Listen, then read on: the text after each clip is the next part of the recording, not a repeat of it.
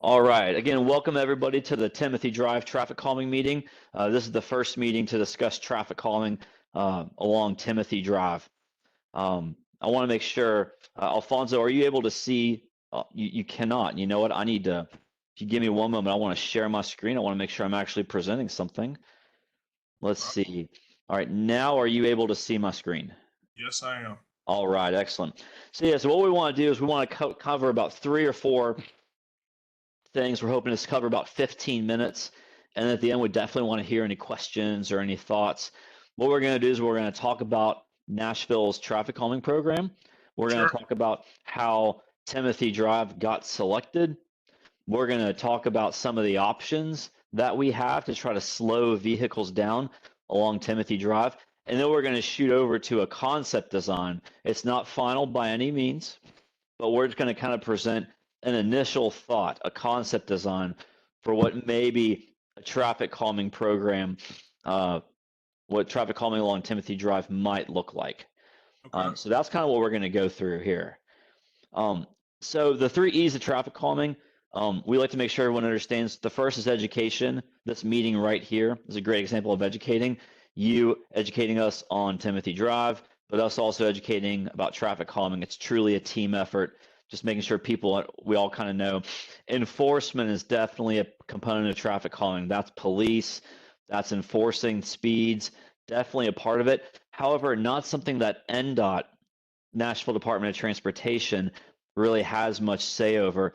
What we do have to say over is that third one, the engineering, doing things to the roads to try to really encourage cars and motorists to drive a little slower on neighborhood streets. So when we talk about traffic calming, we're focusing on residential streets, and we're usually looking at ways to reduce speeds through physical solutions along the street. That's kind of what I think we all kind of know, but we always like to make sure everyone understands what traffic calming is. And then Nashville's neighborhood street traffic calming program, it's kind of what we just talked about. We look at each street by street. In this case, we're looking at Timothy Drive, and we're looking at ways to reduce speeds but increase safety. And we're focusing on neighborhoods, just like this neighborhood, just like Timothy Drive.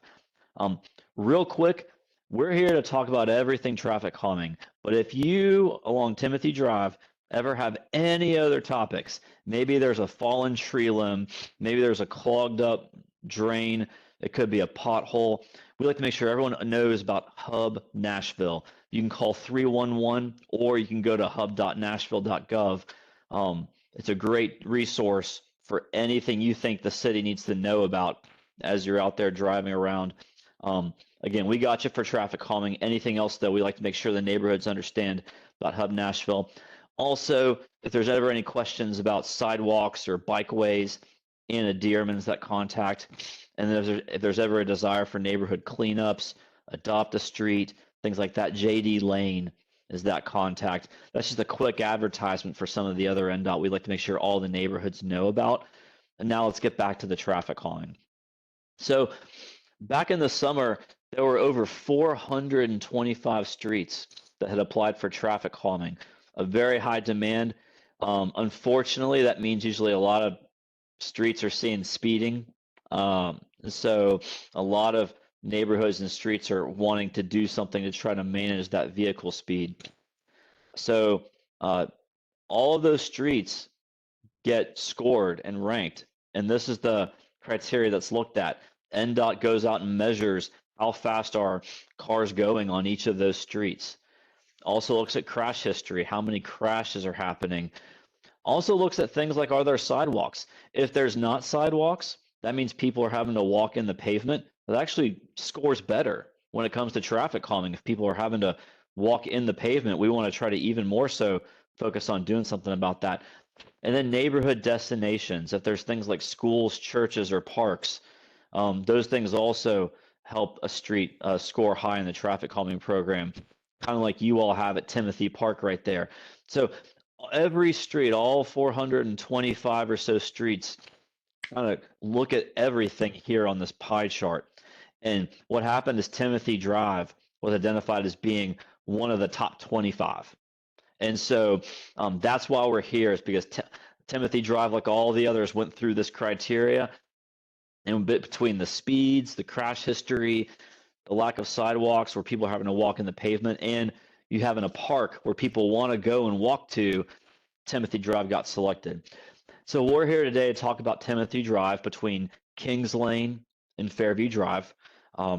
One thing we also want to make sure everyone understands, there is a WeGo route that goes along a portion of Timothy Drive, basically between Fairview and Creekview Court. That's Route 22, Bordeaux. That's not the only thing that's we like to make sure people understand is we will coordinate at NDOT with WeGo Public Transit to make sure we are coordinating on a traffic calming design that can hopefully slow vehicles, but also work with the buses. That's all we like to make sure we're aware of it. We're going to definitely be working with WeGo. We're doing it in a few other neighborhoods in Nashville. But yeah, so just everybody who didn't know, there's a WeGo route along a portion of Timothy. And here's a map that just shows, again, if you live along the street, you know where you live. But we just like to make sure everyone knows Timothy Drive between Fairview and Kings Lane, and it's going right by Timothy Park there. And so what are some of the options? Well, one of the common options in Nashville is these things called speed cushions. They're black, they're rubberized, cars drive over them. If people want to drive very fast, it's going to be a very uncomfortable experience for them. You may have driven over some of these on other streets, but speed cushions are a popular NDOT means to do some traffic calming where there's a ramp up and then there's a ramp down as cars go over it. Typically, 15 to 20 miles per hour is usually what we feel is relatively a comfortable speed to go over these, but comfort is relative. So some people may want to go slower. Some people may be able to go the 25 speed limit, but these are something that can be put in the road to really manage vehicle speeds along a road like Timothy Drive. Another example is like signing and markings. Sometimes we'll look at putting those radar feedback signs where it'll have the speed limit sign, and then it'll have the electronic flashing speed where if you're going too fast, it actually flashes your speed at you. Sometimes that can be an effective mechanism. I know sometimes I might be driving a little too fast, and sometimes I don't mean to speed. I'm not trying to speed. It's maybe my mind's wandering. That can actually get my attention and make me realize, oh gosh. So, it can help some drivers with traffic calming, those radar feedback signs. Another option is narrowing. I like to focus on the picture on the left here, where sometimes we've driven on streets where there's just so much pavement. It almost seems like an invitation to kind of drive wherever we want. We can throw down those white pavement marking lines to kind of narrow where a driver's supposed to be. And believe it or not, it can have a psychological effect on it's a little narrower, so cars might want to drive a little slower. So sometimes we look for these, especially when streets have a lot of extra pavement width out there. Another option is a speed table. Now I'm going to go back real quick. If you look at the speed cushions here, the speed cushions are a little shorter and they have those gaps in the middle. The speed tables are longer and they do not have the gaps. They extend the full width across the road. This is an option that sometimes NDOT looks at. Usually we prefer the speed cushions. And the reason why is whether it's a WeGo bus or whether it's a fire truck or an ambulance, they are definitely going over this speed table for sure.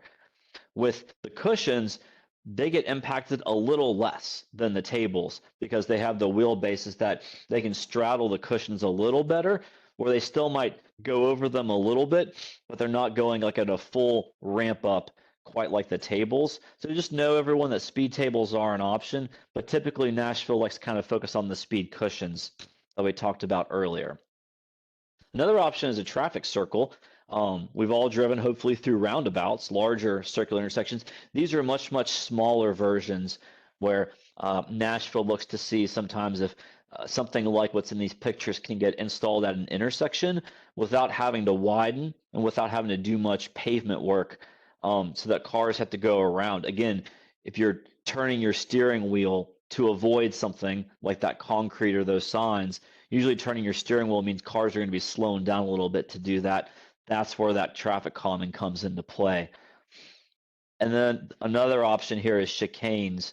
The option on the left uses pavement markings option on the right, the little graphic uses little concrete things on the side of the road. Again, it's just a way to force cars to have to turn their steering wheel left and right a little bit. The thought being, if cars are going in a straight line, if someone wants to speed, it might be a little easier for them too. But when you're turning your steering wheel, it naturally is going to cause a vehicle to go a little slower. So that's why chicanes are in the toolbox. Next, let me go through the process. Next steps. Then I want to preview a concept design. Again, not the final answer, but just sort of something we put together to present to you all. And then we definitely want to open it up to thoughts, questions, and whatnot. So here, what you're seeing is we're at our first meeting. After this meeting, we're going to then finalize a design. We will then have a second meeting, much like this one, to kind of go through a much more detailed design than what we have today. And then after that, we'll go to the online ballot. Let me go to the concept design, and then I'm going to talk about that ballot because everyone's going to get to vote ultimately in several months on whether they want traffic calming or not. So Alfonso, I'm going to go ahead and just refer to you again. Are you able to now kind of see a different presentation with an aerial image on it? Yeah. Awesome. Okay. Thank you. Just want to make sure I was using my technology correctly. So this first page is Timothy Drive. The north arrow is a little rotated. North is actually to the right. So we got East Fairview Drive over here on the left.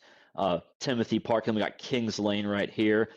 And what I'm gonna do is I'm gonna go to the next slide. This is just an example of what a traffic calming design might look like. I'm gonna zoom in a little bit just to kind of give people a little bit better example. You know, Timothy Drive, it's not too wide of a road, and so we kind of think kind of what that photo looks like. That could really be an example of almost what Timothy Drive could look like, is kind of like that photo in the upper right corner. And based on the spacing and distance of Timothy, you could expect to maybe see 4 different locations of those speed cushions. What we try to do is we don't want to put them too far away from each other because then cars can still pick up speed if they want to. But we don't want to be going over these like we do in a grocery store parking lot where every 50 feet we're going. So what you see here is sort of that happy medium, the usually 400 feet to 500 feet is that spacing where it's not too close, not too far. And so that's why we sort of preliminarily designed 4 locations kind of shown right here between Fairview and Kings Lane. This is what we think a traffic calming design could look like. And I mentioned that we'll prepare a final design, and in the future we'll have a second meeting. What everyone could expect to see is that final design would have a much more specific location for each of these speed cushions. We'd be able to zoom in. We'd be able to say exactly whose mailbox it's in front of, whose front yard it's in front of. We don't put them in front of driveways. People don't want to be turning left and right out of their homes. We avoid putting them right in front of people's drive. But basically, whose front yard are they in front of? That's kind of what the next step would be. This is just kind of to put something on paper really quickly on what something could look like. But yeah, that's kind of what our initial thought is. And then one more slide, and then I'm going to open it up to anybody who's got some questions or thoughts. So we're going to have a second meeting in a few months. Once we prepare a final design, we're going to present that final design that, again, will look something like this, but a little more detailed with some addresses, just to kind of get some first reactions is what the purpose of this meeting is. And then after that second meeting, you all are going to get to vote. Every traffic calming street that puts something in the road like speed cushions, the people that live on that street get the chance to vote on whether they want it or not. It's a very interesting program where if the people on the street are going to need to want it before NDOT just goes in and installs it. So we send the mailer ballots out, NDOT does, to everyone who lives on Timothy Drive, and then there's a 6-week voting period. And if 2/3 of the people that vote say yes, we want these, Timothy Drive is going to get them. But if that 2/3 not met, then Timothy's not going to get speed cushions. That NDOT may look to do something like those radar feedback signs or something that can still be effective but not in the pavement. But that would be sort of the next step. So again, we're here at the first meeting talking about traffic calming in general and the concept design. After this meeting, we're going to prepare a final design. then have a second meeting where we all present that very detailed final design. That might be in a few months or so. I know the holidays are coming up, so I could see it maybe being early January, just not to schedule something between Christmas and New Year's. But then after that, then there'd be a vote. Everybody who lives on Timothy could vote on whether they want it or not. That's sort of the process. So now we just looked at the graphics, so we covered that already. So now I want to pause because that was a whole lot of information. I want to make sure we answer any thoughts or questions. We can go back to slides if helpful, but love to open it up and hear what people's thoughts are. Sure. So, um, yes, my question is, the vote will be the vote will be distributed from a mailer. I think it said you would have a unique identifier That's that right. would be on there. That's right. So yeah, so hopefully people at this meeting got a meeting advertisement in the mail. Something similar would come before the second meeting, which Okay. I'm going to assume is going to be in January, just to avoid the holidays. And then yeah, for the mailer ballot is something very similar. It's a mailer, but what we do is we add a very unique ID code because the voting is going to be on the NDOT website, and the ID code is just, like Alfonso, just to make sure someone doesn't get bored and start voting on your behalf and putting in your address in there. That's kind of something we do on the back end. So everybody who lives on Timothy, each address gets a unique ID code. So when they vote online, they have to put that in. Sort of, it's almost like with anything now where you get the 6-digit text on your phones to make sure Yeah. it's us. That's kind of what NDOT's trying to do with this. So. Okay. All right. Good deal. That means I'll need to put up another mailbox. Um, and then how? So if okay, say we don't get 2/3 majority, we were approved by the city. Would somebody else take our place, or would you move to a less potentially invasive solution for the street? We would do the second thing you said. So if the speed cushion design is kind of what we proceed with, and that goes to vote, but less than 2/3 of the voters vote for the speed cushion, so it doesn't hit. NDOT still wants to try to look at some speeding along Timothy Drive, but the property owners on Timothy will have already spoken and said they don't want anything they're driving over. So it's not 100%, but my guess would be something like those radar feedback signs that flash is kind of what we'd be looking at, where it could still be an effective speed traffic calming measure, but it wouldn't be something anybody's driving over, and that wouldn't require another vote or anything. It basically, the speed cushion design would theoretically be what the vote is for, and if Yeah, it works, you get speed cushions. If it doesn't work, you might get something like radar feedback signs, no vote needed, and that would just like handle that. I understand. Okay. So can you guys hear me? Yes, we can hear you. Hey, this is Councilman Hall.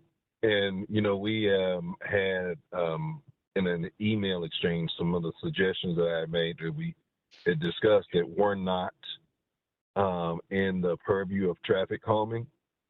But I want to make sure that as we go through this conversation, one, there'll be some things that I attempt to do just separately, but I want to make sure that we're not forgetting to take into account how heavily the park situation weighs in, because there's a tremendous amount of foot traffic on Timothy Drive.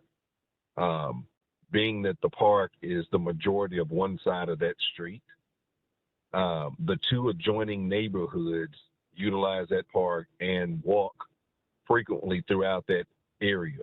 We're already going back and forth and trying to get some improvements done to that park because, it's no lights, no bathrooms, it's a bunch of stuff that it needs. But it's still heavily utilized by seniors throughout the day and neighborhood folks for walking. And then kids, when school is out in the evenings and in the summer, it's just packed. In addition to that, we literally have folks coming from East Nashville to utilize the park because they don't have one in their neighborhood and they're practicing Little League there. So it gets more traffic than departments are conscious of or aware of. The problem is with that tremendous amount of foot traffic, the speeding becomes that much more of an issue to address. And so that's why I suggested the things that I did about the narrowing, trying to have some striping, some combination of chicane and or speed cushions, especially as directly across from the entrance to the park, it's not an intersection, but directly across from the entrance to the park, you're literally going into the other side of the Creekwood subdivision. So you're maybe 250 yards from the end of the street and hitting Fairview on one side, entrance into the rest of the subdivision directly across, and then all this foot traffic, the length of it, especially going back towards Kings Lane and across. Now that one bus route, and I've had this conversation with WeGo, that loops around, they even have issues because coming out of the Creekwood subdivision onto Timothy, going, they make a right out onto Timothy going down to Fairview, where there's a stop on Fairview. There's one at the other end on Kings Lane. And so you got to stop on each end, but those are the only ones. And so you've got people walking a quarter mile to use those two stops.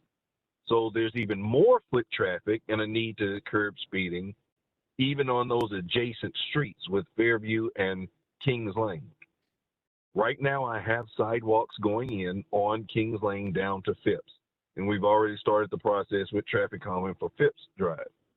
But we're going to need something, and it's not necessarily an exception to a rule, but there's some things that we're going to have to take into account that I think should ultimately affect the overall planning, and that usage is only going to increase as we renovate that park.